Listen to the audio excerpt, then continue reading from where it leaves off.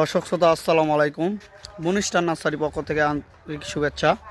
আজকে নিচ্ছি বাইকোনার এগুলো আঙুল ফল। এই যে দেখেন ডেলিভারি ভিডিও নিয়ে আসছি। একটা প্রবাসী ভাই নিল ছাদ বাগানের জন্য।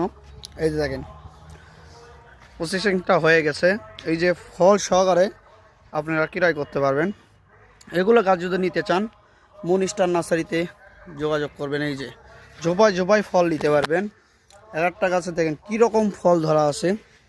এই যে দেখেন ভাই, দেখেন কোনো প্রতারণার কোনো সিস্টেম নাই।